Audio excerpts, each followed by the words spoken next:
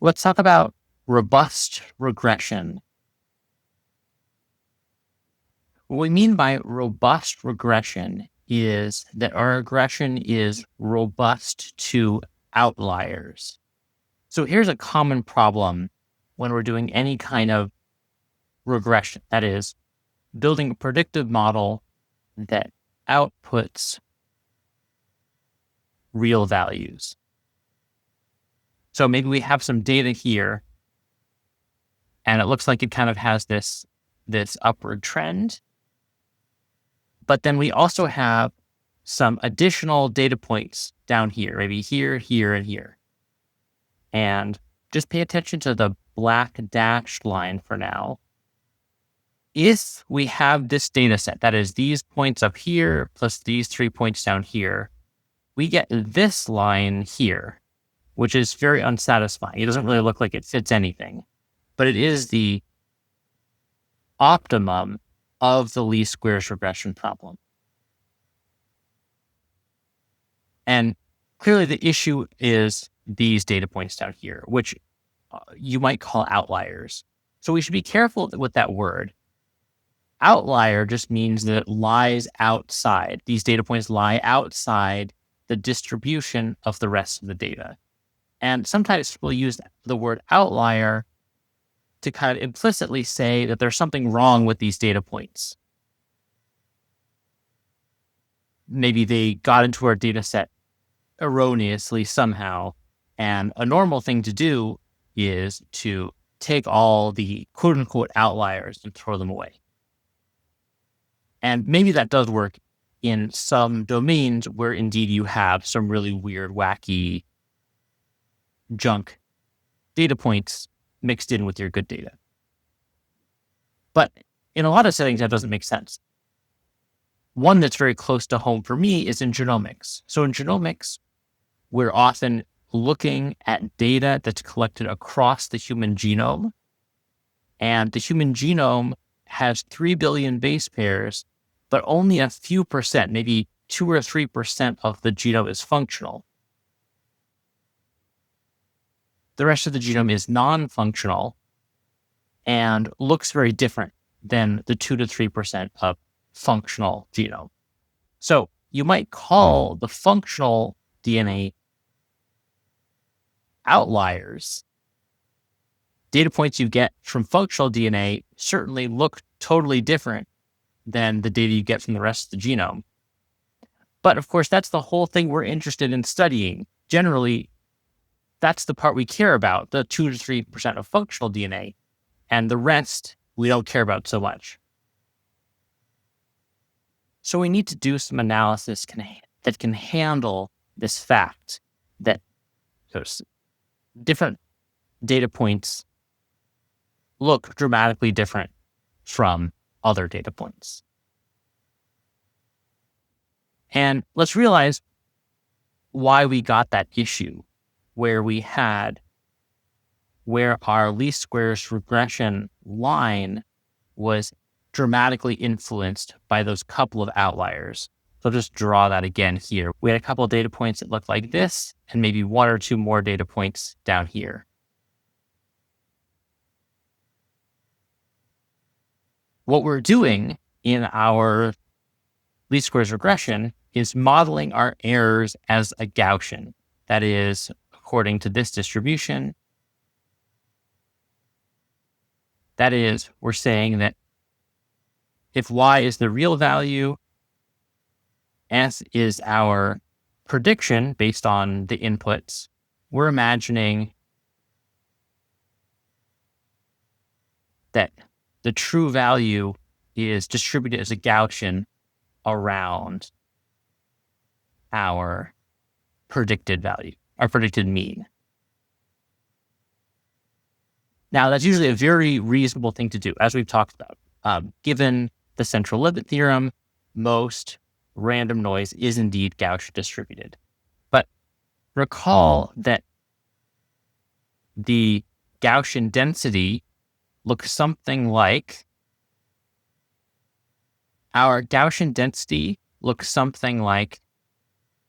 x of some stuff times y minus f of x squared. And likewise, our negative log likelihood is proportional to y minus f of x squared.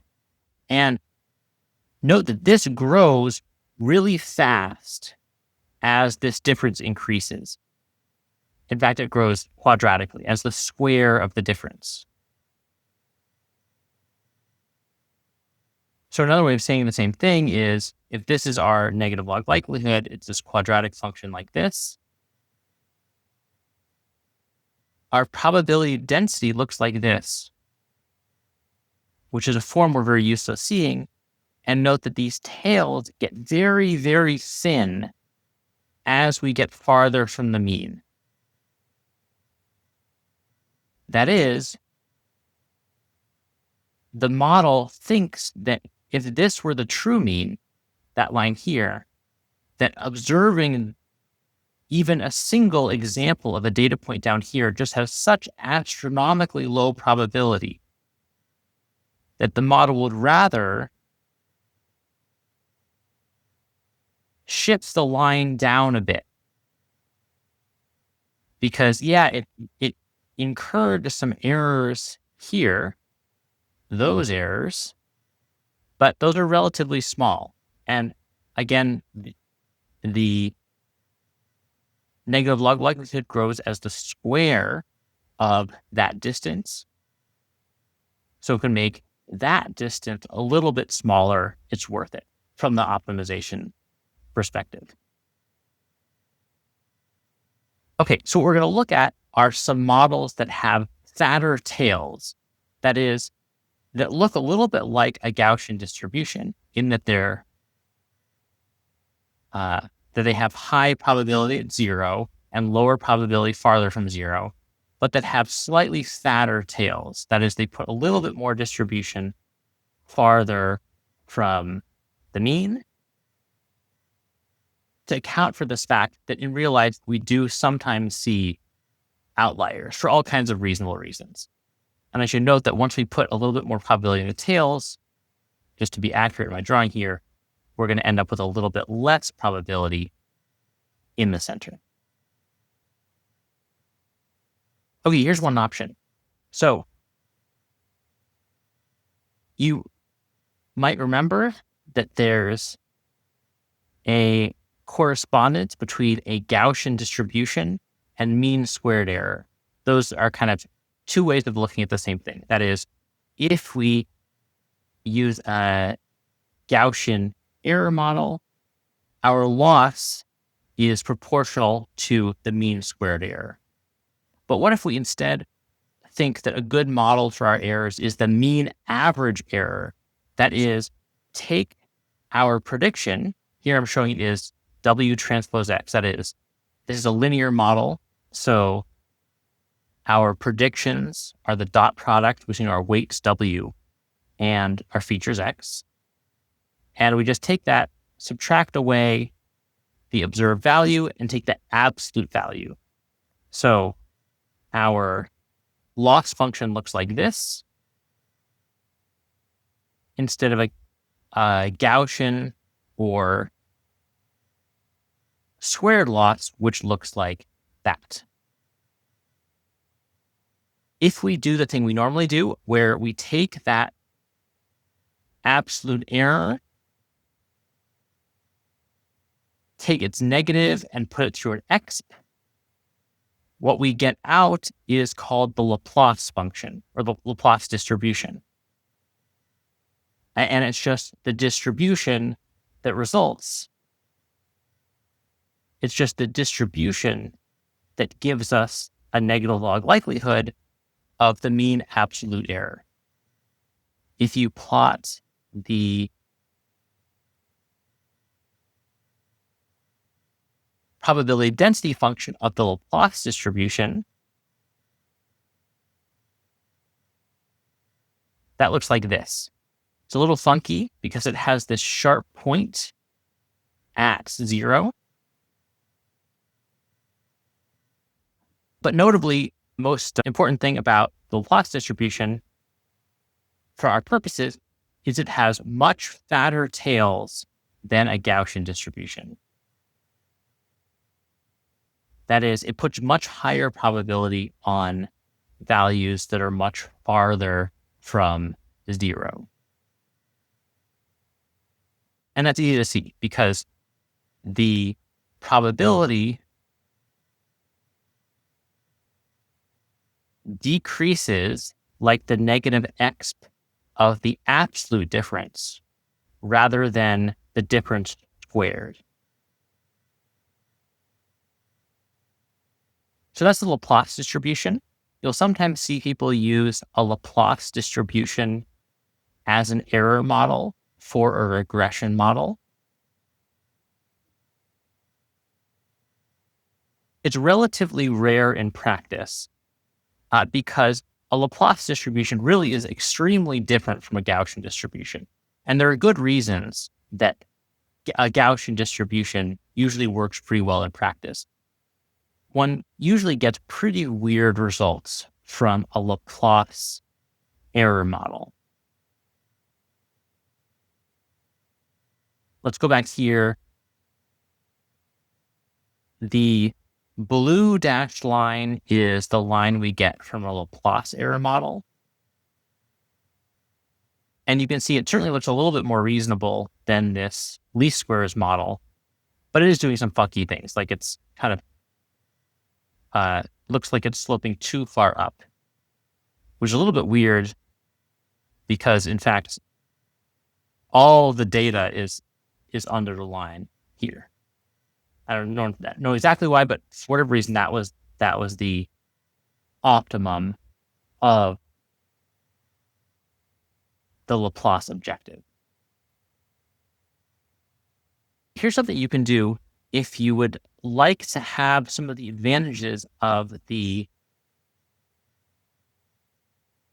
Laplace objective, but you don't want to go as far as just using the plain Laplace distribution. There's something that's kind of a middle ground between Gaussian and Laplace, and that's called the Huber distribution or the Huber loss function. And that distribution is defined like this. We're just going to define for now its negative log likelihood, which is the following.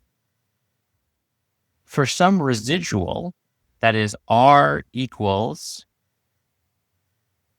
f of x minus y,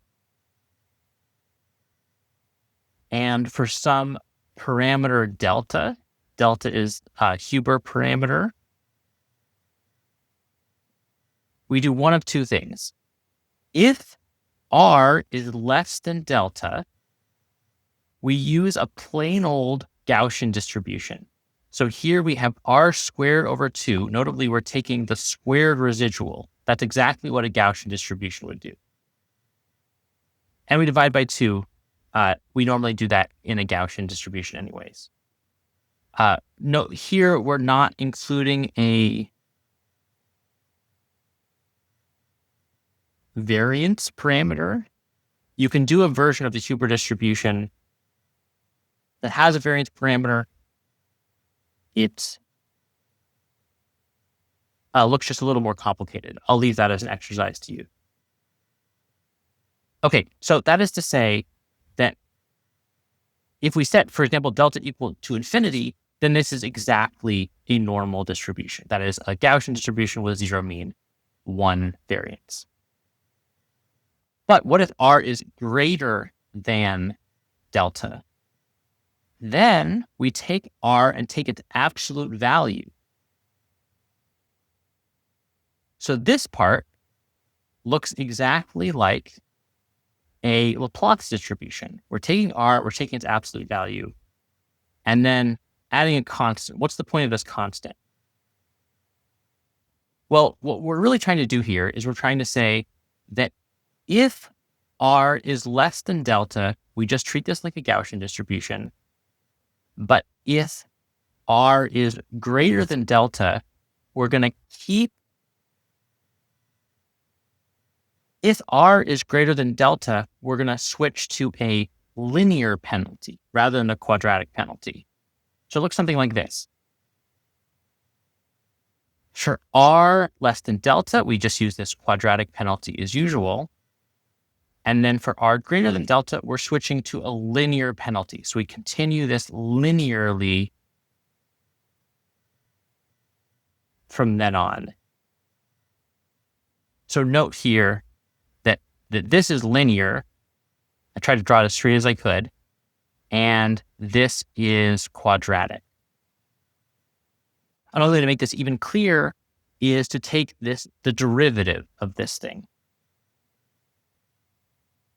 So first thing, what's the derivative of a Gaussian log likelihood? It's just like that. The derivative of a quadratic is linear. What's the derivative of the Laplace log likelihood? What's the derivative of the absolute value, which looks like this? By the way, it's worth noting that one thing that is bad about the Laplace distribution is it can be hard to optimize because there's no derivative at this point here. So you have to handle that case. Okay, how about the Huber derivative? That looks like this. It's linear up to delta, and then it switches to being constants. Right? Here's the derivative of the Gaussian negative log likelihood, Huber negative log likelihood, and Laplace negative log likelihood. Okay, that's a Huber distribution. And again, the Huber distribution is handy because it has fatter tails than a Gaussian distribution, but it still mostly acts like a Gaussian distribution. And of course, the degree to which the Huber distribution acts like a Gaussian versus Laplace depends all on the delta parameter. If delta is very large, it's very close to a Gaussian. If delta is very small, it's very close to a Laplace. By the way, that's one more reason you might want to use Huber is maybe you mostly want to use a Laplace distribution, but you don't want to deal with this fact that Laplace doesn't have a derivative for all cases. So you could set delta to be very small, and you'd end up with something that looks almost exactly like a Laplace distribution, just with a little curved part at the tip to give you derivatives. Let's look at some more options for robust regression. And what we're going to look at is one more error distribution possibility. And that's the student's t distribution, which you might have seen this distribution before. The student's t distribution, it comes up when you do t-testing. By the way, student is named after someone who called himself student. I don't know why, but it's named after a person. And the student's t distribution looks like this, where we have some mu coming out of our predictive model, and there's some true value y. And as usual, we're trying to evaluate the probability of y, assuming that mu is the real mean. And the student's t distribution looks like this. We take y minus mu squared, just like we do in a Gaussian distribution. But instead of taking the x like we do in a Gaussian distribution, we take it to the power, to this power, which is proportional to mu, which is proportional to this parameter nu. It kind of looks like a v, but that's a Greek letter nu. Nu you can think of as being the degree of normality. That is, higher values of nu make a student's t-distribution look more Gaussian. Lower values is less Gaussian. The name that's usually used for that parameter is the degrees of freedom. I don't really know why the parameter has anything to do with degrees of freedom. Let's first think about when we get this distribution. Where does this distribution even come from? Looks kind of funky. A way the student's t-distribution arises is if we have a bunch of observed variables, x1, x2, x3, and let's take their mean, let's call it x bar, and let's also compute the variance of those values. And let's use this expression to compute the variance 1 over n minus 1 sum of x bar minus xi squared. S squared here, this is just the empirical variance of the data. Forgot the parentheses there, that's important. S squared is the empirical variance of the data, except that note that instead of dividing by n, because we have n terms in the sum, we're dividing by n minus 1. This gives us an unbiased estimate of the variance. One thing to realize is that if we didn't divide by n minus 1, we end up with a biased estimate of our variance. Well, why is that? Well, imagine we have just a single data point. Our x bar is going to be exactly equal to x1 because we only have one data point. So this value is always going to be 0. So we're always to estimate our variance to be 0. And of course, that's not right. Our variance might be more than 0. The true variance of the data generating process might be more than 0, but we're always going to say that the variance is 0. And same thing goes if we had 2 data points. If we had 2 data points, our mean is going to look a lot like whatever those 2 data points are. And therefore, our estimate of the variance is going to be biased. So that's why we add this term 1 over n minus 1. So if n is 1, we get 1 over 0, so we can't even estimate the variance. That makes sense. And if we have 2 values, instead of dividing by 2, we divide by 1. We don't change them at all. And that isn't obvious, but that turns out to be unbiased estimate of the variance. Anyway, that was just an aside.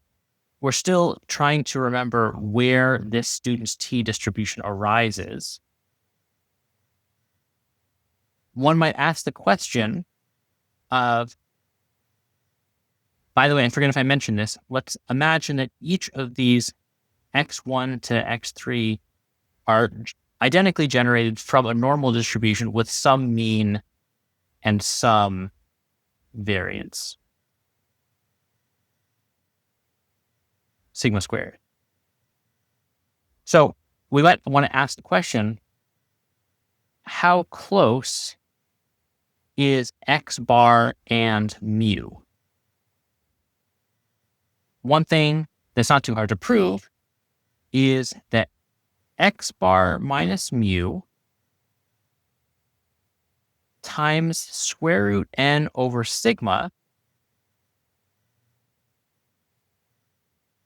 that's distributed according to a normal distribution with 0 mean and 1 variance. So that's a kind of nice result because it says that x bar and mu aren't too far apart from one another. And how far apart they are depends on n and sigma.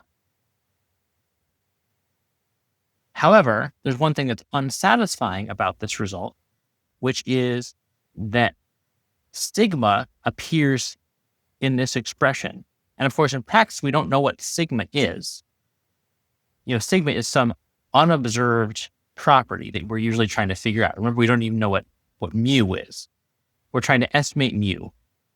And it's a function, And this guarantee that we have of how accurate our prediction is depends on that value sigma. Well, what happens if we just replace this sigma with S, that is our sample variance or sample standard deviation? In that case, this is distributed according to a t distribution. It's distributed according to t distribution with nu equals n minus 1. So that's where we sometimes get the student's t distribution. That's why it's something you might want to use. And why might we want to use it for robust regression? Well, note here that we still have this expression for our error squared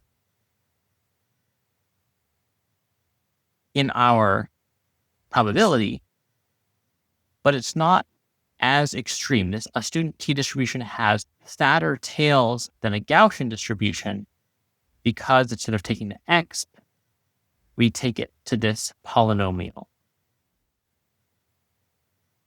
That said, the expression for the log likelihood and the derivative of the log likelihood are not as simple as for Huber or Laplace. So that can be a little bit harder to interpret. But in any case, you'll sometimes see people use a student's t distribution for robust regression. And again, in the same way that for Huber, we had that parameter delta that kind of controlled how much probability we have in the tail of the distribution. The same thing goes for student's t. We have this parameter nu, where now for larger values of nu result in less weight in the tails. Let's look at one more consideration when it comes to robust regression. And let's go back to a Gaussian error model and realize that when we write this, our errors go like y is a normal distribution with parameters f of x and sigma. We're implicitly saying that sigma is constant for all our data. There's one constant sigma, and that's true for all our data points. But that's not always a good assumption. And that is often not a good assumption because our data often has the property of heteroscedasticity. Let me write that down. Our data is heteroscedastic. It has the property of heteroscedasticity. What that means is that the variance of the data generating process is not constant. And usually it's the case that the variance of the data generating process depends on the mean. That is, it might be the case that if we have some random variable x, it might be the case that the variance isn't some constant value, it's some function of the mean of that particular observation. Maybe we'll call the function h.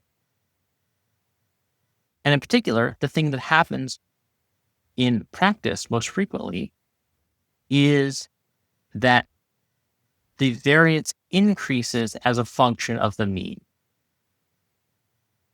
There's more noise in higher value observations.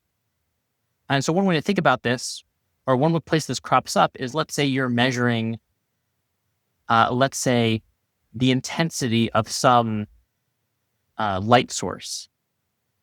If there's no light coming from that light source, that is, the true observed intensity is 0, there might be some tiny amount of noise, plus or minus 1 lumen, whatever a lumen is in this case. But then maybe sometimes you're observing this light source when it's displaying 1,000,000 lumens. And when it's displaying 1,000,000 lumens, often it will be 1,000,000 plus or minus 100,000, let's say.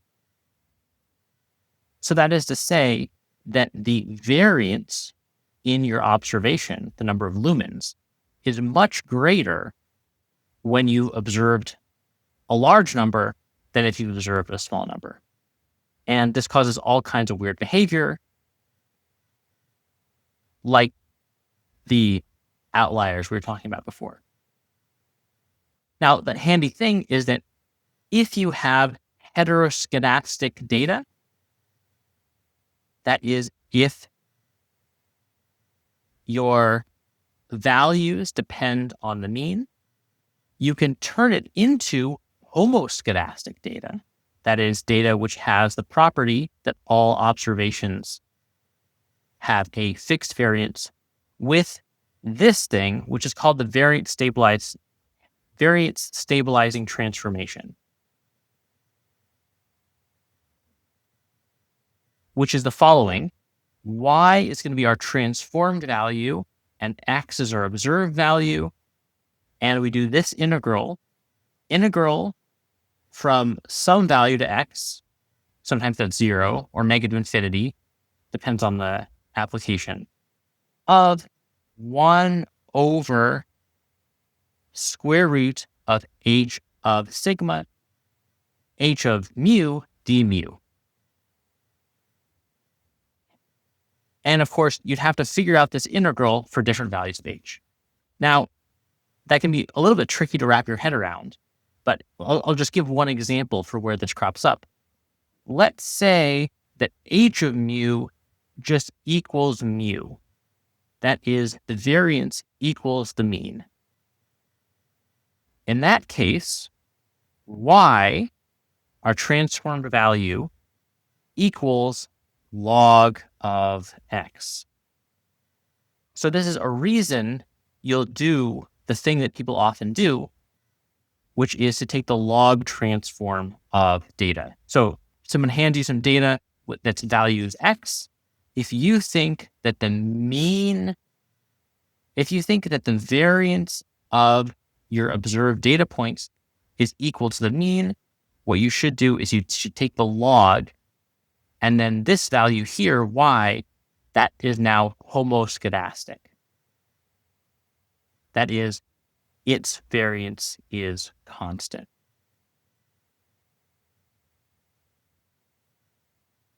Let's just get some intuition for that. So let's say I have some data that looks like this. Let's get some intuition for that. Let's say I have some value x equals 1,000,000, 10 to the 6.